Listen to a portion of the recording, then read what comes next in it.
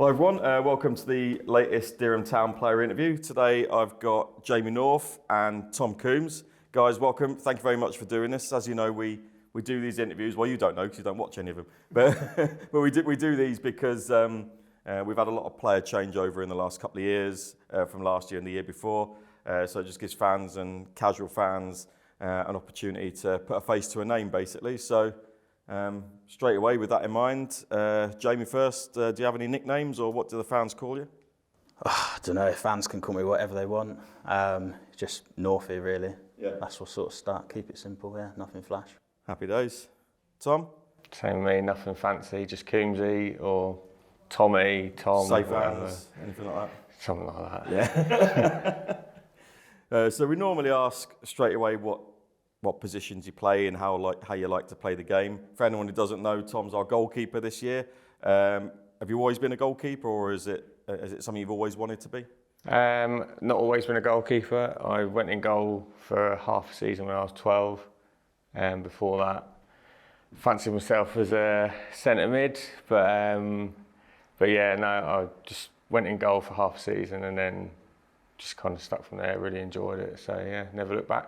Yeah, well, it certainly worked out well for you, hasn't it? Not done too bad so far.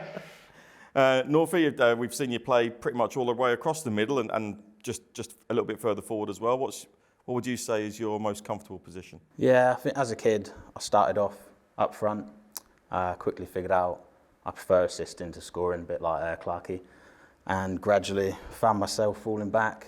I think my best position is probably maybe as the 10, but I prefer playing deeper, get on the ball more.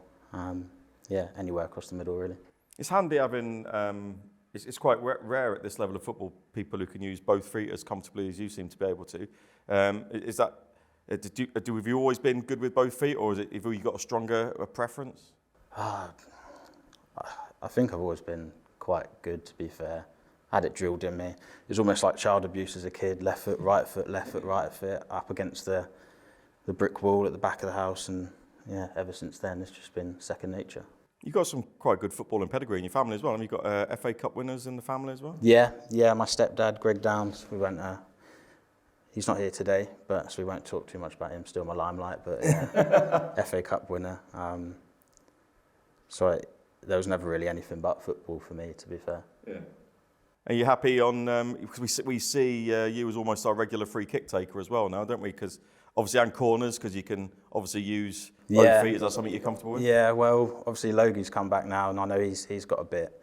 Spoon's got a bit, Sweeney has as well. I think I've got 2 so far this year, so I need to probably get very close in that Ware game. Yeah. Oh no, in the Walsham game, you missed it by a millimetre, didn't you? Yeah, but then just see last week, I sent that into orbit. Yeah. I need to get one soon, otherwise people might be biting at my ankles to take some.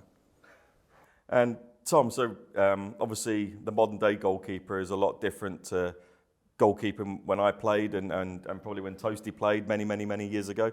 The modern goalkeeper has to be, can't have a strength, he can't just be a good shot stopper or good at coming for crosses. You have to be a ball playing goalkeeper these days, don't you? Is that something you're comfortable with?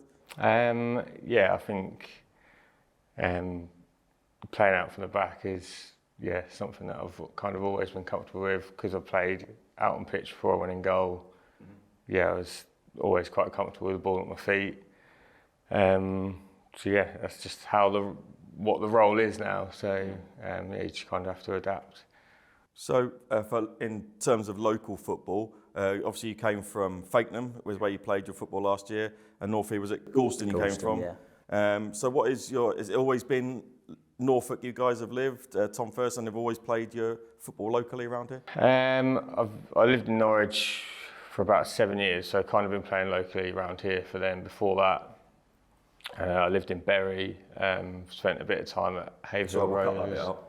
A bit of time at Haverhill Rovers and Haverhill Borough, and then moved this way and started in the Anglian Com and had a few different clubs around Norfolk. So a lot of the Dereham supporters, especially when we played last year, we couldn't make the long journeys. Used to go to Fakenham because it's only up the road, isn't it? And a couple of us saw you playing quite good penalty shootouts against, I think, MK Irish, or was it? Oh, Yeah, hashtag. yeah. You won the game there, didn't you, for Fakenham? So is that something you enjoy, the high pressure moments like penalty shootouts? Yeah, She actually saved one in our penalty shootout this year as well. Yeah, I think any keeper loves a penalty shootout because you're never the favourite to save any, really. Pressure's off. Yeah, so you just. I think there's a rumour going around he's better at pens than free kicks. Is that true, Tom?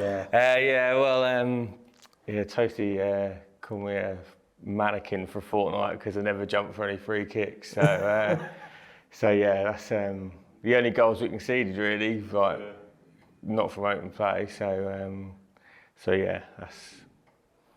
That's just life as a goalkeeper. The outfielders never understand it, mate. I tell you, I know all about it. It's a hard life being a goalkeeper, isn't it? That's right. So, Northie, when apart from Galston, before that, whereabouts have you played before? Yeah, I played all my youth football at Spixworth.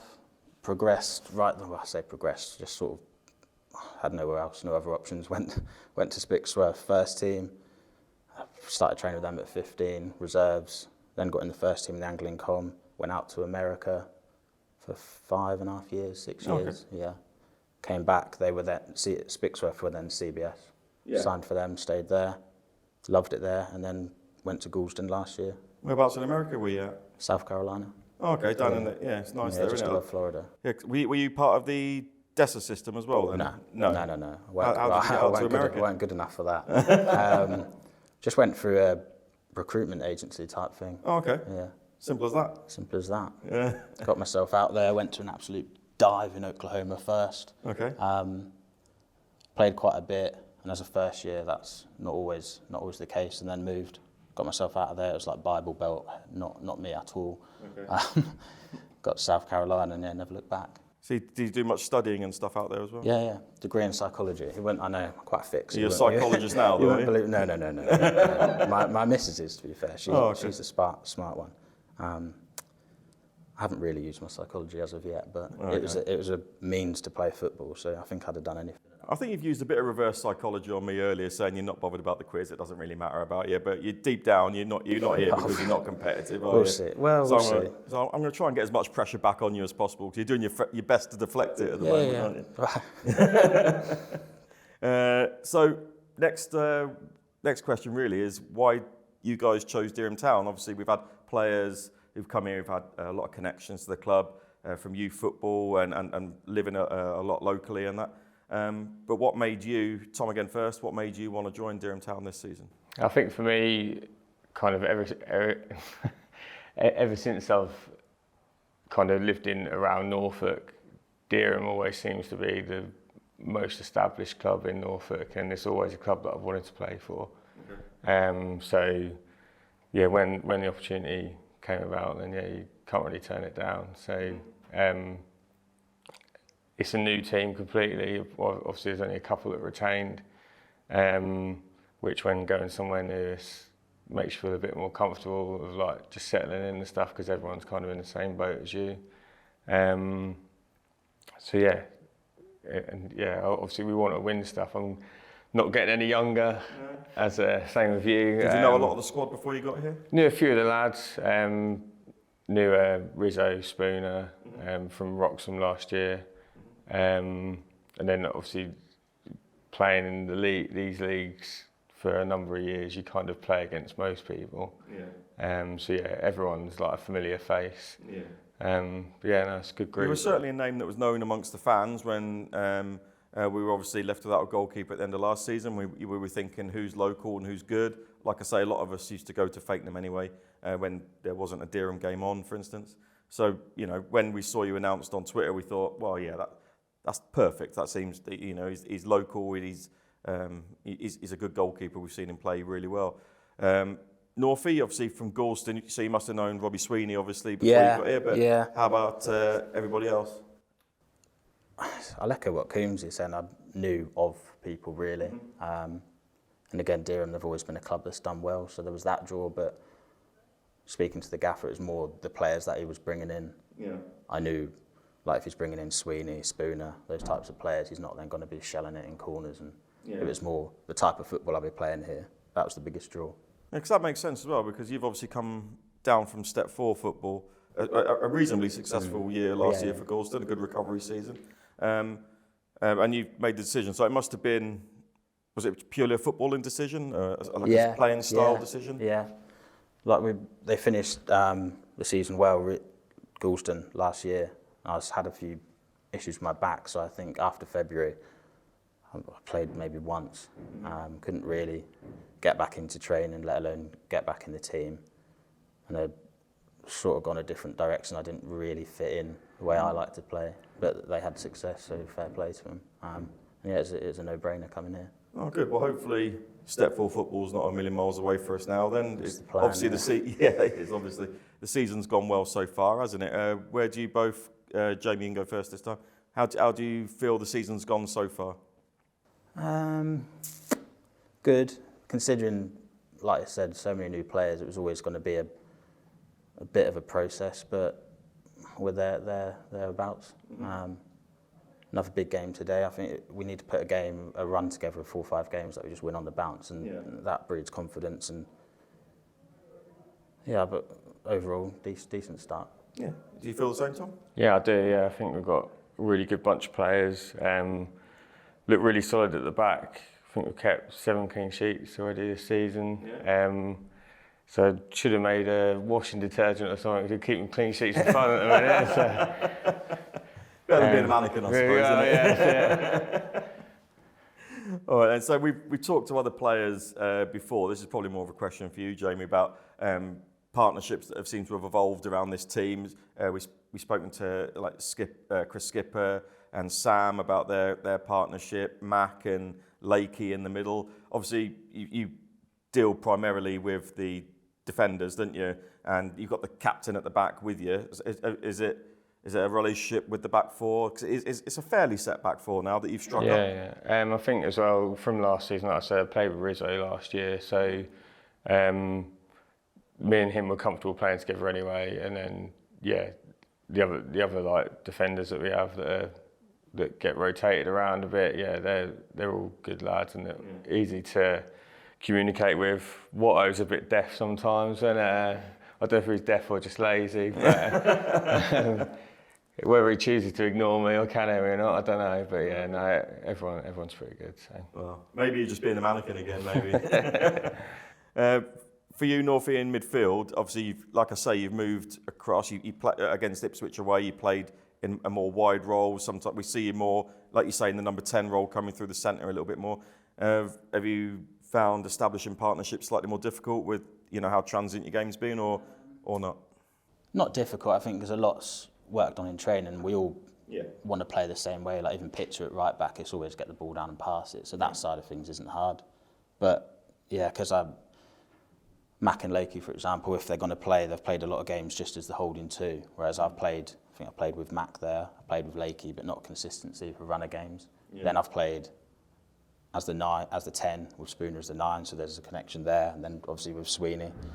But the other side, it's not like a centre half where you're set, get used to each other. I'm sort of just dotting around. I suppose you're used to being that way, aren't you, playing football? And being able to use both feet and good technically on the ball, you can play across all sorts of positions anyway. Well, I try to. Whether I'm good at any, I don't know. But I try. And competition for places, especially in midfield, is something that Dereham Town historically over the last few years haven't really had. And we've had people coming out of other positions to fill in central midfield. But are you one of these players who prefers having a lot of competition in your position? Of course. I think everyone wants to start every single game, but the reality is you're not going to play as well if there's no one coming for your shirt, and that's how it is now. Got a lot of players that can play a lot of different positions, and we'll just crack on, fight it out. Whoever starts, whoever doesn't makes an impact, and simple as that. It's not something goalkeepers generally have to worry about, I suppose, isn't there? There's normally a number 1, and not always. And from the lack of running around you do compared to Northie, I suppose, you don't pick up as many injuries. No, but I'll say, just echo what he says. I think it's great that there's so much competition for space. It just makes everyone play better. So it's definitely certainly not a bad thing. And looking in from the stands, you don't look like a team who've recently been assembled. I think I've said before in other interviews, you won't have seen this, Tom, but I've said before in other interviews how you look like you're 11 mates, wherever 11 it is that are out there. There seems to be a good bond and a good unity in the dressing room amongst the players. Would you say that's accurate? We're seeing that right? Yeah, definitely. We really don't have any bad eggs, and I know probably every club says the same thing, but the reality is that's not the case. There's no real divide. I think everyone's comfortable speaking to everyone off the pitch, and that translates onto it. Good. You feel the same, Tom? Yeah, definitely, 100%. Yeah. Okay, good. So before we move on to the manager's questions, luckily Toasty's nipped out now because he's been staring at you for about the last 20 minutes. Have you guys each got a message you want to pass on to the fans? Tom, go on, mate. Just appreciate the support. I think we've got the best away support that I've ever had at any club I've been at, so it's really nice to... We do pride ourselves on it, to be honest. Yeah. Especially the Midlands last year and everything. And yeah, you just don't get that, I think, at this level. So it's so nice to have a bit of support when you go away. Yeah. So yeah, thanks for that. Yeah, it's the same. It makes a massive impact. Obviously, we know at home we'll get good numbers, but even I couldn't believe the people that came away. That first one at Fakenham, it was almost like a home match. Yeah, well, we took 50 to Sheringham, I think, and we regularly took 20 or 30 to the Midlands. I surprised a lot of teams in the Midlands last year as well. So we do pride ourselves on it, but it is nice to be recognised. So you'd be glad to know that's the end of that. A lot of players think that's the easy bit over, because now we're moving on to the manager's questions. We'll try and get them out of the way before Toasty gets back, shall we, to save a bit of time. And then the quiz, the bit that you're dreading and you seem quite okay about. All right, so the manager's question. Anyone got a preference about going first or second? Go on, you can go first. Yeah, yeah, I'll go first. Okay, mate. So, question for Northie.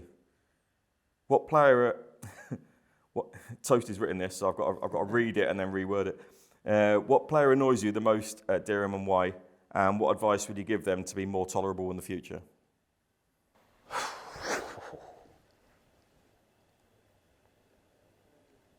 I'm going to say Ben Lewis. Yeah. Don't air it though, because he'll probably knock me out. Well, a bit like that. My advice, Just cut this bit out. yeah, my advice would just be, I'd love if he could just sometimes tone it down, because he's so good for us, not just as a footballer, but he gives us so much bite and aggression. But then, he's better when he's on the pitch. Yeah, but you do need players like that. Yeah, oh yeah. Tom, are you ready for yours, mate? Go on then, far away. All right. This is the second draft of your one. First one made no sense. We've changed it. I think the question's been changed slightly for you now. It just says, Coombsy's question: who has the worst banter in the first team squad and why? One answer straight away that I'm going for, that's Lakey. Always giving me grief, always, for anything that I do. I don't think he likes goalkeepers in general. He might just not like me, but... We've just heard about how everyone gets on a minute ago. But yeah, good. Luckily, I know it's banter. Well, I hope it's banter. But no, always giving goalkeepers in general stick, I think. So I just take the brunt of it. Well, we're not... Goalkeepers, I say we, because I used to speak, but... Goalkeepers aren't allowed to make mistakes. That's the annoying thing, isn't it? Everyone else is, but goalkeepers aren't, are they? Yeah. So just remind the social sec of that next time he has to go in the change room. All right then. So Toasty's left, just so everyone knows, because we're running a bit late today, and the guys are going to get fined if we don't get the quiz started in the next 2 minutes. So, anyone got a preference about going first or second? I'll go first then. Go on. Go on, mate. That's it. Lead from the front. God, how many you got there? Yeah, Well, I put some new ones in. Like revision notes then. Oh, I'll tell you what. I'll go with that. Do you want to pick yours now while I've got them out? Save a bit of time. Okey-doke. The odd colour's going to be the worst. They are colour coded, yeah, I know what's in yours. It's the only orange one left. Okay. Whoa. Oh, you have to swap it out. I'll swap it. You didn't read the answers, did you? No. Are the answers in there? Yeah, that's what I read out. He's got it! So... No pressure now then. When Tom was worried before, I reassured him there was a goalkeeping specific question in here, and you've only gone and got it. So I'm going to get the time on my phone. But in the meantime, what I'll tell you is, you've got the last 20 goalkeepers to play for England. Can you name them in 30 seconds? That should be Yeah, so I absolute think dog, I'd take that really. over mine, to be fair. Yeah, that's. I'm struggling now. Now I'm panicking. I can't find my stop. That's right. Take your time. 'Cause Okay, here we go. Are you ready? 30 seconds. Go on then. Tom Coombe, the last 20 goalkeepers to play for England, 14 to beat Harry Pitcher. Ready, steady, go. Pickford, Yep, Ramsdale, yep, Pope, yep, Joe Hart, yep, Heaton, yep. wow, Henderson, Yep, that's 6. 20 seconds gone. Goes all the way back to the 90s. Seaman. Nope, not that far back.